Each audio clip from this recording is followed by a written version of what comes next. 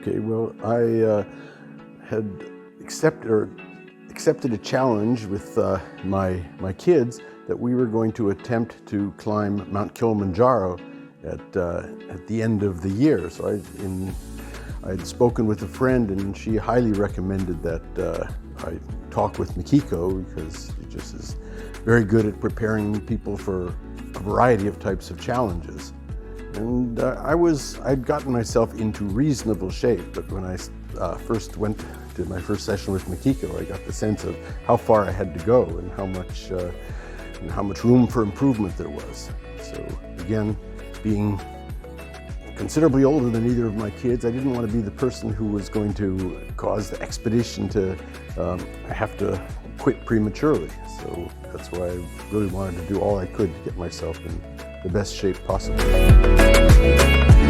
Well, initially I felt a little self-conscious, because there are a lot of people who are extremely toned and extremely fit at the gym, and it can be a bit intimidating at first.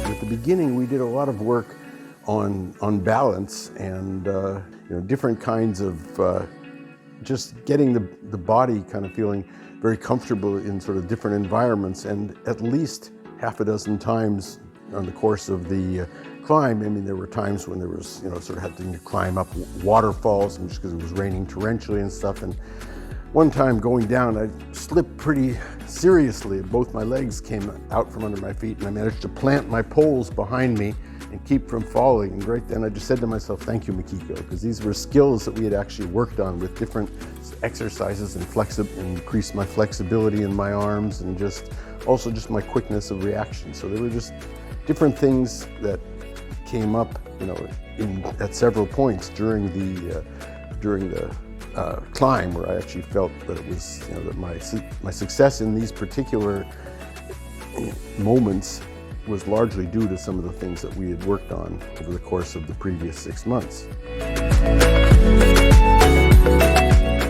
Well, I feel, confident in terms of, just any kind of physical challenges. I mean, if there is something that I haven't done, I'm willing. I sort of go at it with more vigor and less apprehension than I might have otherwise. And I just feel like, I'm up to doing more things, and I don't feel particularly, limited by my age. I feel I can try things that actually might be recommended mostly for younger people, but so far I haven't had any situations where I've really found that something, I absolutely can't do.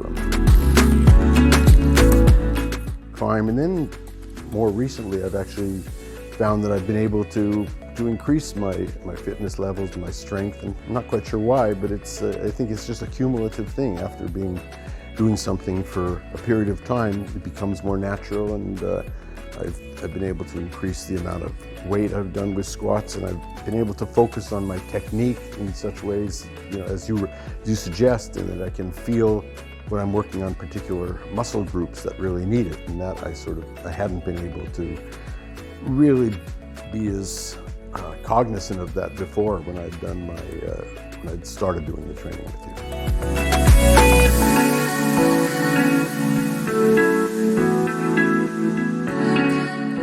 Well, again, we had talked, my son and I had talked about doing some mountains in Chile, but right now that's kind of put off into the more or less indefinite future. So I have, I want to get comfortable with some of the exercises that I can really see making a big difference. For example, I've been doing squats, periodically over the last year. We probably do them, twice or 3 times a month at different levels and different intensity and whatever. So I do have a goal of, I've managed to squat 100 kg, and I'd like to be really comfortable doing that. It's been something that I'm really glad that I started. I didn't expect that it would be something I'd want to continue indefinitely, but now I sort of feel like I do. And I've seen messages of what happens given some of my elderly relatives. You don't really keep up a level of fitness, but the fact is you can stave off a lot of the aging process by exercising, getting your heart rate up, and doing, just focusing on goals that to improve your fitness.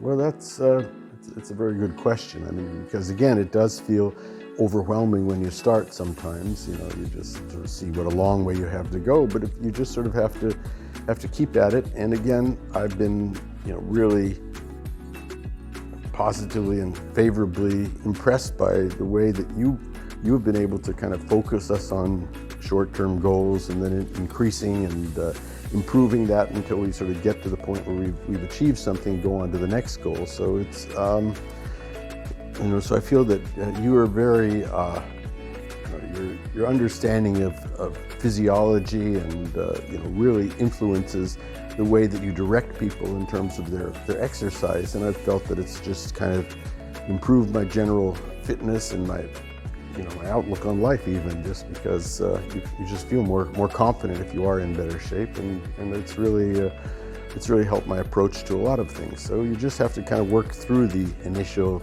insecurities, and I would say trust in Mikiko, because she has a good sense of what you really need to do to kind of improve your fitness in a step-by-step manner.